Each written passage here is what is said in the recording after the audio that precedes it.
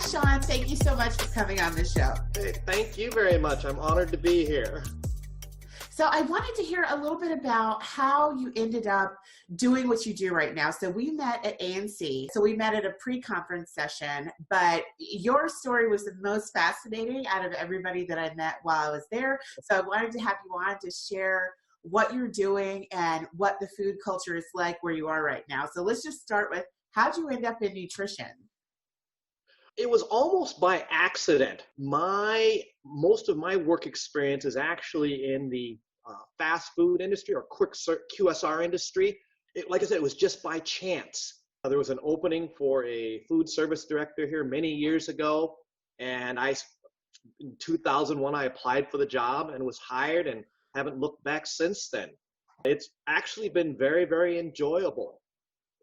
So what was your experience like when you were doing commercial food service versus what you're doing now? Well, the hours are actually a little different. When I had my own restaurants on the outside and worked for corporate McDonald's, the hours could be very, very long. I mean, there were a lot of evenings where I would work until, say 9 or 10 o'clock, a lot of weekends. Whereas now, I mean, the hours are still long, but I think they're much more reasonable compared to the hours that I was working before. Right. And it's been very enjoyable working around the students. And I also have a fantastic staff. I mean, that makes a huge difference. I mean, a lot of them are experienced. I'm going on year 19 at Taipei American School, but there are still a fair number of employees who've been there longer than I have, and that's crazy. Wow, that's amazing. That tells you a lot about the job satisfaction. So you kind of glossed over the fact that you don't live in the United States anymore. Tell us where you're working. I work for Taipei American School. I'm in Taipei, which is the capital of Taiwan. People have asked me, what's it like working in this kind of environment? And to tell you the truth, I think there are a lot of similarities. Obviously, the biggest difference is that we speak Chinese. Chinese is a language that's spoken in our kitchen. Chinese is a language that's spoken most of the day, unless I interact with some of our Western teachers. But yeah, you really don't think about it until people mention it. I mean, I guess it's very much like, say, for example, food service workers. You may be working in Los Angeles, where the majority of the kitchen workers speak Spanish. You don't really think about that, but that's just the language that they use. Right, exactly. Well, what part of the US did you move from? And did you speak Chinese when you first saw that position posted? Yes, I did. I actually studied Chinese in college back in the early 80s. Most recently, but this is, like I said, it's not recent, but I mean, we're talking a few decades ago, I lived in Washington, D.C. I'm originally from California, but I've moved all over the U.S. Because my father was a civilian contractor for the military. So like I said, moving around is not new to me. Right. That definitely adds a layer about why you thought that that was something you could do. Because I know a lot of people are really afraid to work abroad. Like it is very discombobulating to go where you don't know how everything works. Something as simple as, how do I place a phone call if I don't have phone service? That's a big deal when you're away from home. It's no big deal when you're here. But since you already traveled a lot, you knew it's doable. It can be a little cumbersome, but being abroad is not impossible. Oh yeah, and I think especially after you've lived in a place for so long. I mean, a lot of people will say, "Wow, I mean that's crazy. I mean, how can you live in a place like that for so long? Do you speak the language?" I said, "Yes, I do. I'm very fluent." And it's just something that you kind of take for granted because I mean, you do it every day. And it's like anything else. I think, if I lived in Korea or, somewhere like Saudi Arabia or something, I'm sure that I would learn the languages there. And I mean, it's just like anything else. I mean, once you get over that initial hump, it's actually fairly easy. Yeah. People often ask me, they say, could you ever live in the States again? I said, certainly. Do you experience reverse culture shock whenever you visit? I'm like, not really, because I'm originally from there. So, I mean, I guess I'm happy no matter where I am. I mean, it doesn't really make much of a difference. That's a great way to be, and that is unique. And that's probably why people keep asking all these questions, and you're like, what? It's just normal because you're an adaptable person. But it does make a lot of sense. You take yourself with you everywhere you go. So if you are happy, you approach life in a certain way, it's going to travel with you. Oh yeah, and I think, I mean, for me, as long as I'm learning something new, it doesn't matter where I live, I'm happy. And no matter where you are, there's always something to be learned. There's always somebody that can teach you something new, given that everyone's background is different. Yeah. Oh, that's a mouthful. I have read a lot about people who have a learning or growth mindset being happier than other people. So that you said that, yeah, that's really interesting. The learning never stops. One of the things that I think is interesting is that you went from college level Chinese to actually using it, because there's a lot of people that even they took years and years of Spanish and somehow never managed to go beyond being able to read it. I've read that it takes like 10 years to really start to feel comfortable with Chinese. Was that true in your experience? For me, because I was immersed. So for me, it was probably closer. I mean, I was fluent after living here for a year. I mean, I could get by, but I didn't really feel truly comfortable in the language. In other words, I couldn't speak without thinking in English for probably 5 years. Okay. But once 5 years passed, I mean, it was fairly easy after that. I didn't have many problems.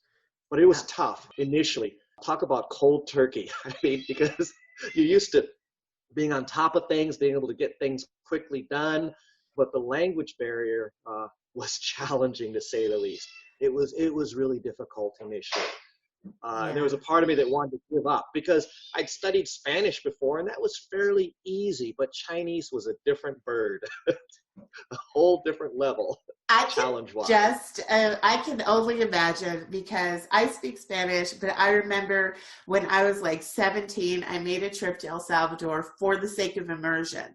And before the trip, when I was only speaking to my bilingual friends, where if I didn't know a word, we would just speak Spanglish, I felt pretty good. I'm like, this is going to be fine. It's going to be so fun.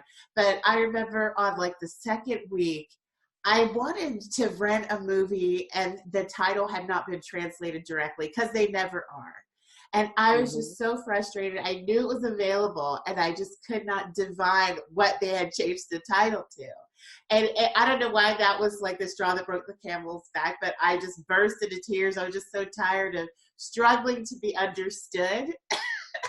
So I cannot imagine what it would be like with Chinese. I guess I would just do like a lot of crying.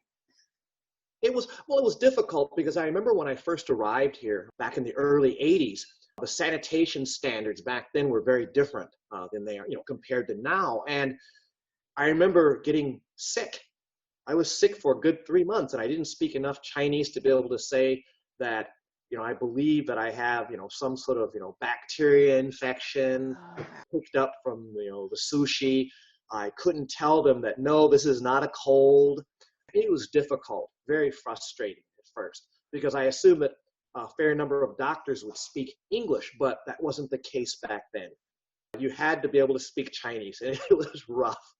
Wow. Not being able to tell them what's wrong, or if you tell them what's wrong, maybe they don't understand, and they tell you in Chinese, and it's like, well, no, blah blah blah. Well, how do I say this? And it was difficult. Oh my goodness. Yeah, that's a nightmare. It really ups your empathy for people who, they move to the States, not because they want to, because they have to. And the language is very different. It's different when you're coming like from another kind of Latin-y type of language, like Spanish, Italian, that's not as major. But imagine having to move to the US and you didn't want to, and then you get sick or something. Wow, that's rough. Yeah, I'm sick. I wish I could tell you what I think is wrong with me. Oh my goodness. I wish I could understand you when you tell me what you think is wrong with me. All very crucial, very crucial. So it was impossible to find interpreters too, I guess. Back then, not a lot of people spoke English. I mean, there were some people, but I mean, certainly not people that you ran across every day. I mean, the average person, if you saw them on the streets and you needed to communicate with them, ask them for directions, it was a hopeless situation if you didn't speak Chinese. Very, very difficult to get by. Where did you see the job posted in 2001? Was this on a job board online, or where was it? Well, because back then, There weren't a lot of online postings. I mean, the internet wasn't quite that big around that time. So it was actually in a newspaper. And Okay. I was an entrepreneur for several years, and I had originally thought that maybe I would go to mainland China and start a very small fried chicken chain. As a matter of fact, that's what I had, that was the original plan, but it fell through. And so I interviewed and then found out that, hey, I mean, this is an attractive position. And like I said, I never looked back. I mean, I thoroughly enjoyed my time there. And I think a lot of times when people work at a job for several years or 10 years, and then they eventually burn out and want to move on to something new, and that hasn't happened. I mean, it seems like, even though I've been working a lot of hours lately since we're in the middle of our peak holiday catering season, but still, I mean, it only seems like it's been a few years, but we're really going to be hitting 20 very soon. So. Oh, wow. That's awesome. When you moved from California, you probably had a lot of exposure to the type of food that you were going to see there. But when it comes to food culture among young people or students, what were some of the differences that you noticed? I know overall we're probably all very similar because of globalization and everything, but what are some things that stand out to you? Well, the biggest difference is rice. I mean, people eat rice a lot here. Whereas like in the US, I mean, it tended to be more, pasta along with bread. Whereas here, people don't eat as much pasta. I mean, you see it, but it's not, as common as it is in the US. In bread. I mean, maybe you'll have bread for dinner with your salad, whereas people here don't really do that quite as much unless you go to a Western restaurant.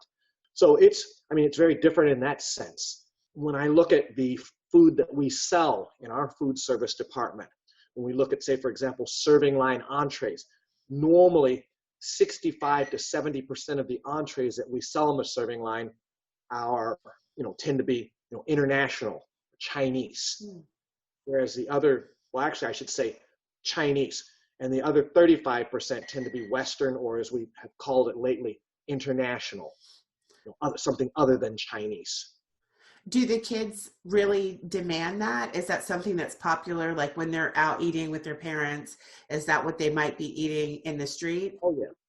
Oh, yes, absolutely. And you can tell just by putting it on the serving line. I mean, people just snap it up. Whereas if it's Western, maybe. It depends on the item. And there are a lot of Western items that, if they don't appear too often, I mean, people are really not going to ask, hey, why haven't I seen that, that spaghetti dish of yours? But if you have like a Chinese roasted chicken leg or something, or Chinese roasted drumstick, and you haven't served that for a while, people will ask, hey, why have put that on the menu lately? Gotcha. So yeah, there's a big difference. Now that is interesting. What are some of the entrees you can list off, like the really popular Chinese entrees that the kids keep asking for? Well, for example, the Chinese roasted chicken leg, people like that a lot. People also like, the stir-fried noodles. They like fried rice. We have several different kinds of fried rice, and they all like those. We also have other dishes, like, say, chicken dishes that they really like. We also have certain, say, pork dishes that they like. There are a number of things. The Chinese dumplings, those are always popular. And so are you guys scratch cooking there? Yes, indeed. That's one of the things that sets us apart from a lot of the other operations in the U.S. I would say 95+% of the items that we produce in our food service department are made from scratch. And that not only includes the serving line, but we also have the snack bar, the pizza bar. Those items are made from scratch. Wow. So how do you manage that? How many people are on your team? Including myself, I think we have 43 now. Okay. And how many students do you serve typically? We have a little over 2,300 students and about 500 employees. So transaction count wise, we probably average around about 3,500 a day. And we also have another outfit that's upstairs, but it's not part of our food service. If you factor in those transactions, we're probably around 4,000 a day. Okay. So, it's really busy. We're a ultra high volume operation. Yes, that's pretty massive. Now, did you feel like corporate McDonald's prepared you for that? I work with someone who worked for corporate McDonald's, and she's explained that a lot of the misconceptions that we have about McDonald's are because we've gone to stores that were corporate locations, and that the training that you go through at McDonald's is actually amazing. Like they have a McDonald's university. I didn't know that. So how did that prepare you for what you do now? Well, but training, and particularly on the quantitative analysis end, is second to none. I mean, they can teach you how to read P&L statement, teach you how to analyze your different cost ratios. McDonald's is a very numbers-oriented company. It's all about numbers. I mean, obviously they're good in working with people, great benefits. But I think in terms of being able to sit down and look at different sales data, break that down, and come up with a solid analysis, they're very, very good when it comes to that. And I took a lot of that with me when I went to Taipei American School. So if there are certain issues that crop up, I mean, all you have to do is look at different reports, and you can pretty much know what direction to go in. Right. So yeah, I think really, I mean, it was a blessing in disguise to have worked for them. They taught me a lot. Yeah. Oh, that's cool. So when it comes to catering, you said that's something else that you guys do. Is that just to build funds? Is your program not subsidized by the government like our programs often are here? No, not subsidized. We are self-operated, and we're expected to be self-sufficient. I mean, if we're subsidized at all, I mean, occasionally, it will come from the school, but not from the government. Gotcha. So yeah, it makes it a little bit more challenging. I mean, obviously there's more pressure in terms of managing your costs and whatnot. But I mean, yeah, it's a little different because people will often ask me, like when I attend the SNA annual conference, are you guys subsidized? They ask me about commodities, and I'm like, commodities? What? What? I mean, we don't. Yeah, that doesn't. We're not. We have no access to anything like that. And does anybody there, or subsidizing is not something that's done in Taiwan? As far as I know, I mean, the government, maybe for local Taiwanese schools, I think there is, they are subsidized to a certain extent, but definitely not our school. How does that affect your freedom, and when you go to SNA and you hear about people looking at the meal pattern and kind of going back and forth about sodium limits, how healthful do you think the meals are there? Would limits from an external source hurt or help? Well, I mean, I think just being independent like this has actually helped us. We have more flexibility, in terms of what we put on the menu. Our operation is also closely scrutinized. I mean, people do look. I mean, we do have outside consultants.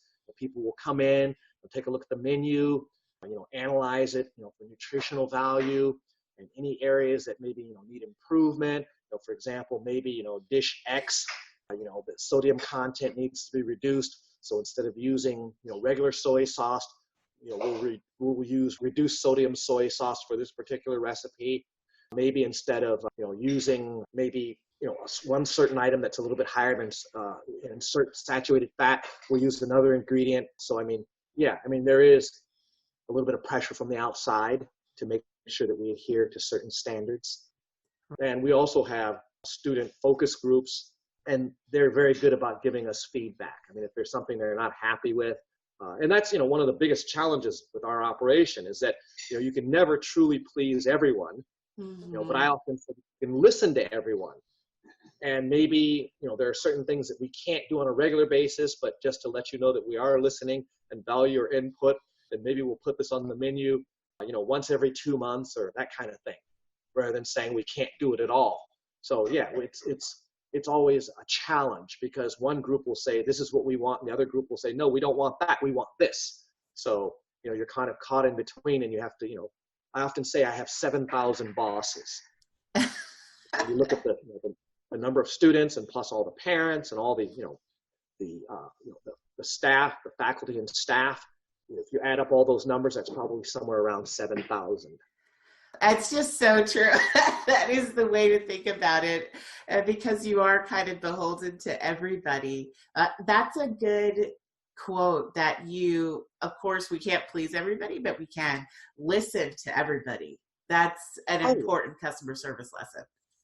Oh, yeah, because, I mean, these are the people that can make or break us. I mean, we have our jobs. We're where we are because of them. Without them, all of it falls apart.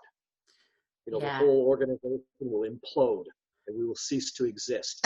So, I mean, we're very thankful for our customers and the support that they've given us. And any feedback that they give us, we take it very seriously. Customer satisfaction is definitely at the top. Well, so can you explain what the biggest hurdles are to mastering the different cooking styles? What do you have to learn to move over to scratch cooking Chinese traditional food?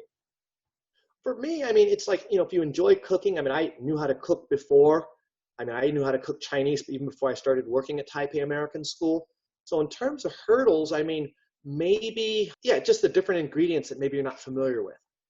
Yeah, so what is this used for? I mean, you have to, because, having grown up in the States, I mean, what, shortening is used for, what different types of, spices are used for, that kind of thing.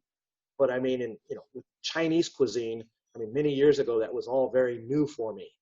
But fortunately, my father-in-law was a chef, a Chinese chef for 50 years. So he actually taught me quite a bit. He's very patient because initially I really didn't know a lot about it. But I mean, I would cook with him in the evenings. We'd make family meals and he'd help me out. And then eventually he would kind of supervise me and then critique each dish that I made. And so I really learned a lot from him. Oh, excellent. So you approached it like it was homework. You worked off the clock to boost your skills. Oh, yeah. Oh, yeah. Because it's something that I enjoy. I mean, I enjoy cooking.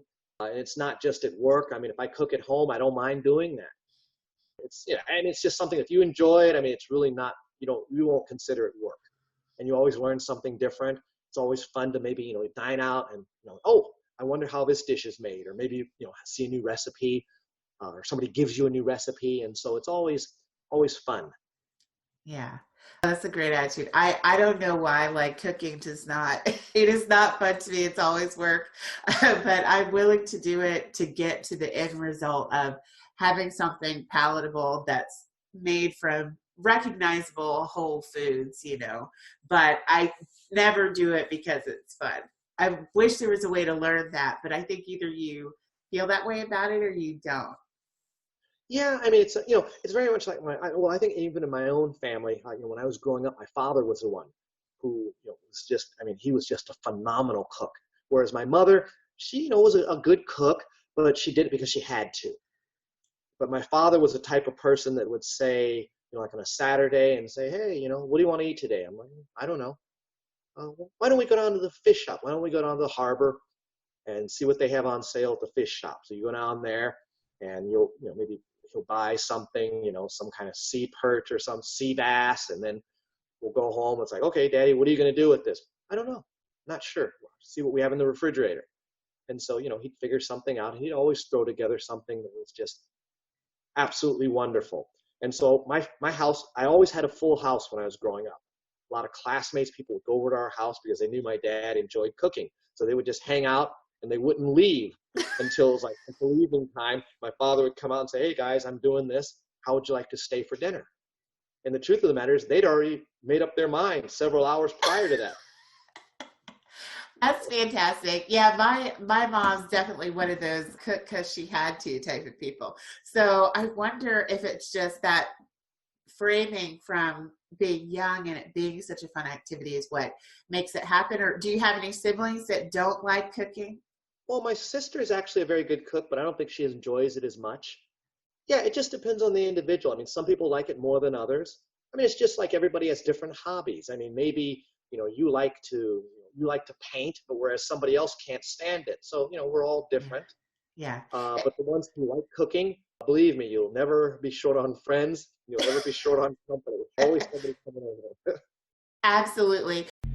School nutrition, dietitian, here on a mission to show you fruits and vegetables can be super delicious. Eating healthy keeps you healthy on the inside. Keep your stomach satisfied and keep a clear mind. Now you're ready for your academics. Focus, time to handle business. Breakfast, you don't want to miss it. Help your body to replenish. Clean food, clear mind. That is the vision. Tune in to the School Nutrition Dietitian. Woo!